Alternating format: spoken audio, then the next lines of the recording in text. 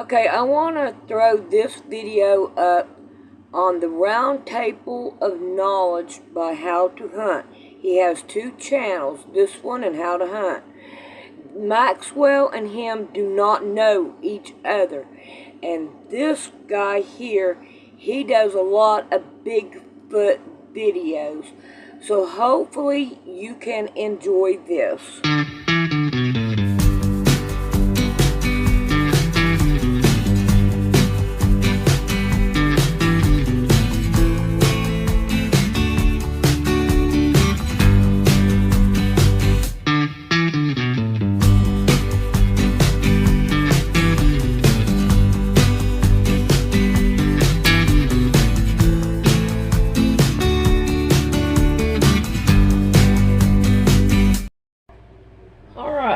I want to do something else before I get started on that quilt again. I want to make another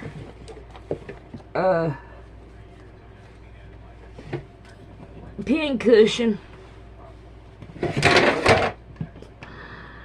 Alright. There it is. So now, what I'm going to do is I'm going to take this one that's all tore up and broken, and I want to take it off. I'm hoping that I can. I feel like I don't come in here anymore. So it's like, I wonder if I can take this. It's in there good. What did y'all do to it? How did you do that? But I want to try to. I used to have the bottom to this too, and I think it got completely broke.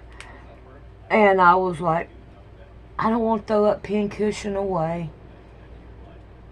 And all. But, oh Lordy have mercy, it's a ripping apart. It has dog hair in it. I'm serious, it does. Dog hair. Look at that. Dog hair. It's okay. We're going to reuse it. We'll throw this away. And I will get another piece of material. And I want to put this underneath it. So, what do I have here?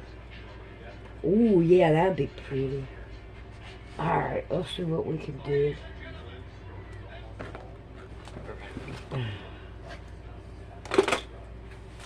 See what we can do.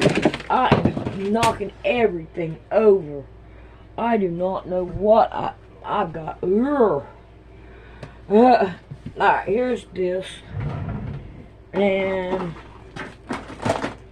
alright, let's see if we can't use this right here. This will be the first time I've used this. Okay, where's the opening at? I guess it really don't matter. Alright, let's use that.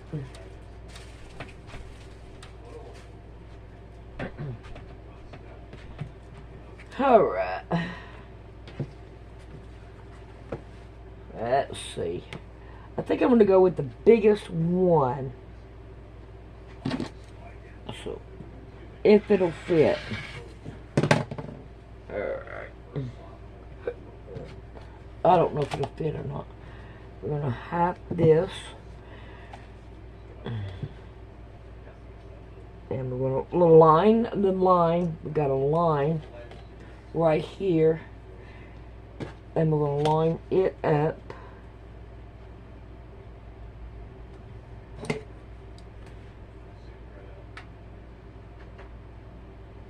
There we go.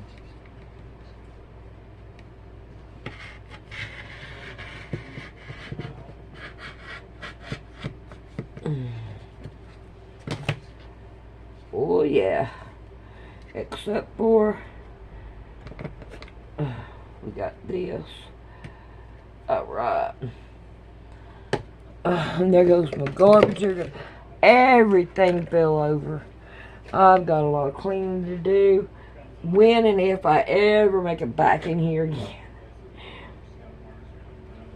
Let's see what we can do about this one.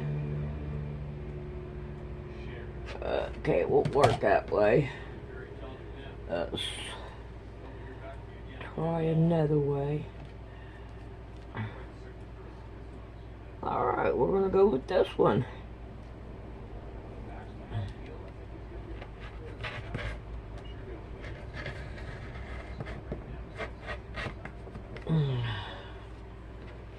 Now,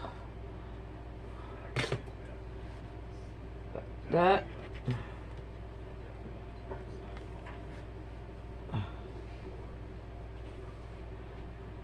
Alright, now,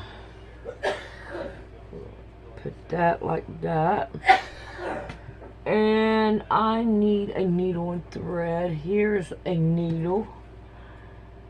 And do I have any thread? I should have thread. There it is. Right here, if I can find the beginning of it. Oh, come on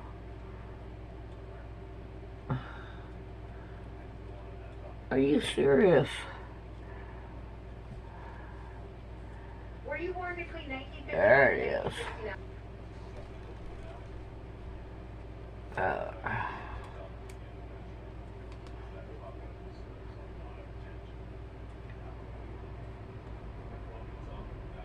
I like these big eyes on a needle.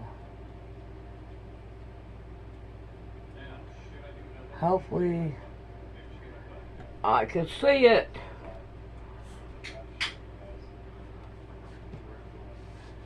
There we go. Oh, come on, get out of here. Yeah, I figured I'd be able to pull that straight off. And it worked. Oh, come on now, I don't. There we go.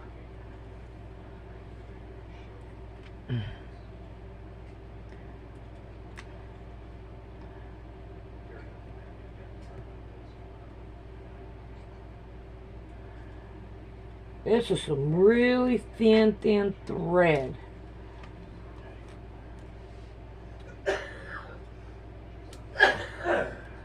Get rid of some of it. Alright. Now what I'm going to do is go round and round. Ship piles of sightings there. There's ship piles of sightings everywhere. That's all there is to it. Pennsylvania, why so many, I don't know.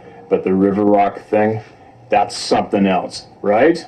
That's something else, because that is mentioned all the time. People are always saying that there was rocks either thrown at them or they found a stack of rocks that were obvious river rocks and not from there, not from anywhere around there. What does that mean? Right? What do you guys think that means? Where are these rocks coming from? Very odd, right? But I think that is a very large piece to people's puzzles, is the fact that these large stones, predominantly rounded off river rock, are showing up where there aren't any available for miles, and they're falling out of the sky when they're throwing them, or they're stacked on the ground in front of people on the trail.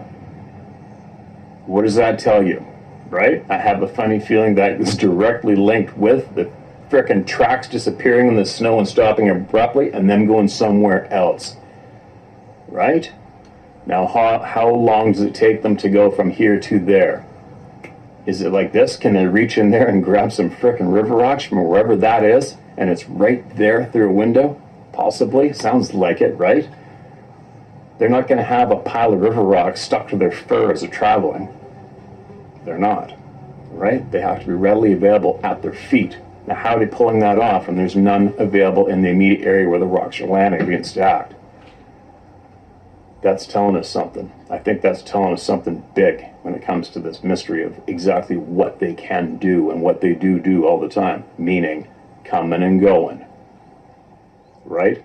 The big question for me is how far is that distance from them to come and go? Is it just right there, through that hole right there, through that frame right there? Can they reach in and bring something back and throw it at you, stack it up? Because they don't have a backpack. They don't have Velcro rocks stuck to their frickin' waistband, right? But that's something to take note of, everyone. That's something you really need to think about and look into. What is up with these river rocks showing up where there aren't any for miles? What's up with that one? Interesting. Okay. Thanks again for emailing, man. Email again. You got something that's going to help somebody out? Email it. Email it in. Glowing orange orb sighting. Good quality video evidence attached. Steve, first of all, I want to thank you for your bold, no-nonsense demeanor and your willingness to share the untold and dismissed stories of the people. You can use my first name if you want. I observed the glowing orange orb in the attached video back in 2018 while standing outside my apartment next to my vehicle. The location is just outside Paducah, Kentucky, USA. It was very slow moving. It was also gliding at a very low altitude just above the tree line, which I estimate to be 75 to 100 feet up. The video clearly shows all of this. I just happened to notice it hovering above me, and almost immediately I began filming. I'm glad that I had the presence of mind to pull my phone out and hit record so that I can share the irrefutable evidence of its existence. The sight itself is strange to be sure, but I cannot recall any distinct feelings or emotions this orb imputed to me. The only thing I remember is thinking that I better film it or no one will believe me. I don't know what it was or what it means, but I have always believed that this material world is like an output, vis-a-vis this display monitor of a computer. To say that the display stands on its own and there is no hardware which processes and feeds information to the display does not seem feasible and isn't symmetrical with what we observe within this world. An output always entails an input, and I believe we directly experience the output but do not have full knowledge of the hardware reality. Yet, we are taught in materialist government indoctrination camps, what we are taught in materialist government indoctrination camps leads us to conclude that this is all there is, and that the extent of human knowledge is as selected, edited, and curated by global authoritarian scumbags, represents the totality of knowledge itself, and that if it is not acknowledged by establishment, science, then it de facto doesn't exist. That is what far too many believe. Absolutely agree 110%. This is ignorance, arrogance, and the antithesis of intellectual integrity. This deadly combination also completely stifles honest investigation and interdicts genuine curiosity. I could rant all day, but I will not. Instead, I want to thank you for what you're doing. I'm a Christian, and I believe firmly in Jesus Christ. He promises that everything concealed will someday be revealed. I have no doubts that all the knowledge hidden will eventually come to light. Thank you for doing your part, and I have no doubt that you're inspiring many others to courageously do the same. Okay, man. I always forget. You can use my first name, okay? Because I read the full name at the bottom, and then I stop and go, I'll have to read this. Clayton, appreciate you, man. I agree with you 110%. We're on the exact same page, okay? When it comes to the part about the knowledge, the indoctrination part, for me, my ride, I've proven that to myself very easily. It doesn't take long, okay? And how I prove that to myself is 100% due to all of you sharing your knowledge with me. It all points to us being misled, lied to you from the beginning and controlled. And if you don't think you're living in a controlled world right now, you better shake your head. Rattle your cage. Rattle your cage and try to get out of the damn thing, because it sucks being in that cage. And it's frustrating once you get out, too. It's a little scary. But, oh well. Suck it up and move forward. All right, I could rant too. We probably rant the same. What do we got?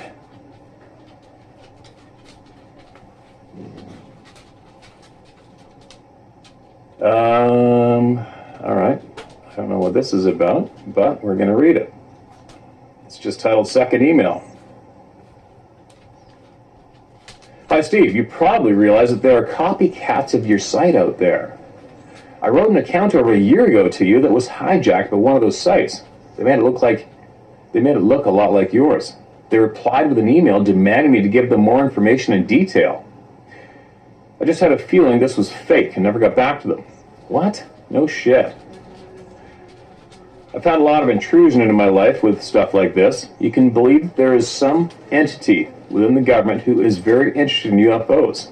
I've had an agent from DOD with all kinds of ID come to my door and question me. My child was nearly kidnapped from my driveway. 2 of the regulars who regularly attend our monthly seminars were murdered. Suicides by hanging themselves off his balcony, and the other accidentally being shot at a public park bathroom. We verified phone taps and on and on. But as I continue listening to your site, even though you profess disinterest in UFOs, I'll try once more. Why? This is directly concerning Bigfoot and gives great credibility to the connection. I live in Alamogordo, New Mexico, and there's quite a bit of UFO sightings and experiences going on there. Holloman, AFB, the Trinity site, secret stuff. After we left and moved to Oregon, I decided to speak out about UFOs and those topics that don't have answers yet. A professor emeritus in atmospheric science, 2 vice presidents, and a famous computer company, and I started a monthly seminar. We brought in speakers on many topics over the 9+ years. I directed the group. It grew very quickly, from our front rooms to auditoriums at community colleges that held our 500+ attendees. Topics included UFOs, ghosts, miracles, contactees, and abductees, basically. We brought in speakers who were well known in their fields and mostly authors. Folks came from all over the Northwest, including Seattle, Northern California, and Idaho, and of course, Oregon. Many were private pilots who would fly in for the seminars. I got certified in using the community access equipment at that college and videotaped every seminar. As a retirement, it was a requirement that the finished tape be shown on their channel. This was all free and the best advertising I could have paid for. By the way, it wasn't a money-making venture. We asked for a donation of $2, but raised it after having to move to larger quarters to $3. Many didn't pay, but would come back every month. I put a lot of dollars into that group. I guess because I felt it was very important to allow the truth out there in the open. During that time, I did some forensic artwork for some of the sheriff's departments. It was interesting work, but the most interesting was when I was called by a gentleman who asked me to accompany him and 2 other men who belonged to a very large national UFO group. We got together, drove up to Tillamook, Oregon. They made it clear that I was to do the artwork and could not ask questions beyond the art. There's a family of 5 who owned a dairy farm and who had seen UFOs and other things. I was excited to be invited with this particular group of ufologists. They were all well known to the UFO community. 2 had written popular books on the various parts that the topic includes. I sat and listened to the question and answer conversation, but was allowed to ask simple, color, line-type art questions. There was a father, a mother, a teen son, preteen daughter, and a 4-year-old daughter. They were very gracious to us, very honest and forthright. I was amazed as the mother explained that the little girl had come in from the back porch and said, "Come here." When they went back there was a silver UFO hovering about 4 feet off the ground. It appeared to be 30 feet wide and shaped in the normal UFO shape. As they stood there with the little girl, a door simply appeared on the side facing them, and in the door was a man. They described him as blonde and blue-eyed, probably taller than most other men. He wore a baby blue full-body suit from his clean-shaven chin to his toes. I don't remember if they said anything about an insignia. He talked to them in their heads. As they talked, a rounded window appeared on the left side of the UFO, and in it, apparently a rounded console, was a Bigfoot with his hands resting on what appeared to be levers and buttons. It's definitely sounding out there for your average listener, isn't it? Really, I never heard of that connection prior to this, and I know I stopped and took in the conversation with much more interest because this was at the upper end of weird, even for the topic UFOs. But these people meant what they said. They were quiet, gentle dairy farmers who had no reason to lie or come up with a story like this. They didn't want dollars or to be interviewed by the media. But here they were explaining what they saw and experienced, and they were corroborating and adding to each other's accounts. I had many questions I couldn't ask, by agreement, except I do remember that the little girl stood behind my chair watching me draw the Bigfoot and saying that he had red hair, not the plain brown as I had drawn. Also that he had a bigger nose, which the rest of the family said she meant wider. When I changed this, by adding a reddish-orange color to the brown, she was very happy, as well as were the others there. It was amazing. It was somewhat frightening. I think the men were a little shocked because they seemed to expect something very different. The people weren't liars or wanting anything but to tell what happened. There was more to the story, with mostly having to do with the Bigfoot, but this has gotten rather long for you, your short programs. Just know that this was not the only time the family had seen and experienced the Bigfoot. It was incredible. I have the original drawings and have sent copies to several individuals in UFO groups. If this is not too far out for you, I will send some copies to you. Thanks for your many hours of work and skill in putting your programs together. They are so interesting and informative. As advice, try to keep the administrative part close to you. Letting other help in can be an easy way to ruin a group like yours. I know it's a lot more work to pull it all together yourself, but nobody will make it like your vision, and it is your vision. Worst case scenario, it could get dangerous if it gets folks in there who are not doing it for the love of it. I know. I've been out of the UFO business for years and have no intentions on becoming involved again, but this experience should be shared so that it adds credence to other accounts showing the Bigfoot/UFO connection. Like your Sean Little's account of the UFO that zipped above him when he was on a lobster boat, that he saw a Bigfoot in it. He wasn't kidding or making that up. Folks need to know that life is even weirder than they thought. As you would probably say, get over it, you pussies, or something to that effect. Thanks for letting me give your listeners another viewpoint. Did you say to use your name? Here, I gotta go to the beginning again.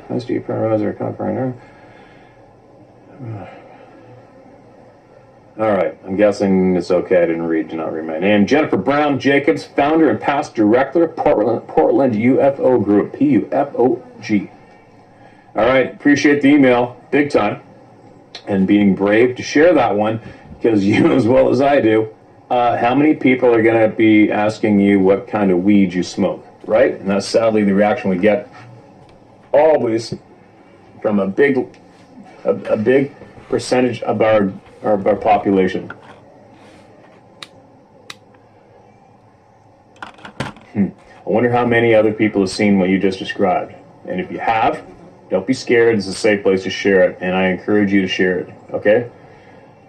If not here, somewhere similar, just share it and get people talking about it. If that is what you truly, honestly saw, it needs to be spoken about loudly, with confidence, okay? It has to be. I don't give a shit how crazy it sounds. If you saw something that is absolutely mind-boggling, mind-blowing, you really saw it, you need to speak out loud about it and not be scared. All right? I don't know how I can encourage people to speak with confidence and not be scared. I don't know how I can change my delivery. I don't know. All I can do is look you square in the eye and try to give you confidence to not be scared of human beings. Quit being scared of people. All right? Look what I'm doing. Look what I am doing. Right? Look at the social groups that I come from. A-type egomania, hunting, big game hunting and angling. Right? I mean, look at the characters in those groups that would love to gobble me up and spit me out with ridicule. Maybe they did try it years ago, but they don't do it anymore. Nobody does anymore, right? And yesterday's reading of the comment section for me was an eye-opener. There's what? There's 1,500 comments yesterday. I tried my best to read it as much as I can and hit the old heart button to let you know I did. And it must have been 99% positive comments in the comment section below. There's no belittling, no demeaning. There's a few miserable bastards I saw, and I just went on their profiles and blocked them forever. Done. See ya. So in the beginning, God created the heavens and the earth. No, it's in the beginning the gods created the heavens and the earth. And also in Psalms 82, it says, God stands in the congregation of the mighty. He judgeth among the gods. So it shows that the Hebrew God is judging among the many gods. He's just one of them. And then the footnote talks about the Hebrew word Elohim, within the gods, within the congregation of the mighty, which is the gods, the assembly of many gods. So the Hebrews merely picked one of the many gods that were available.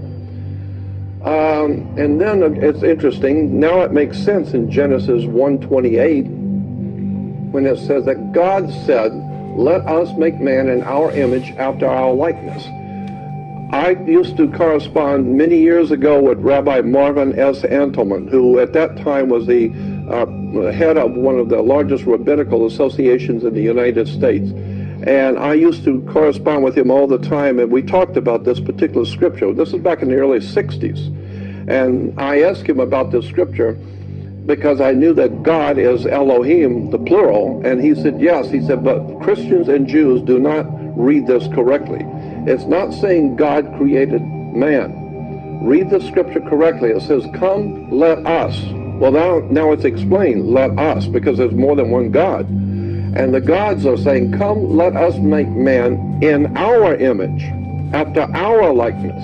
Not making man, but come, let us make him in our image, after our likeness. So it's remaking him. Now, the image and likeness. Image and likeness means we're in the likeness of our image, or the Elohim. And in any case, the image likeness is physical. So what it's saying is that the gods who created us, this is in the ancient Hebrew, actually created us in their image and likeness. Why? Because what we were before that was the Neanderthal, Cro-Magnon man, or what these hominids were called. And now today we're a totally different kind of creature. And as I said, it's always depicting the stories in the Bible, God is always depicted as looking like a human.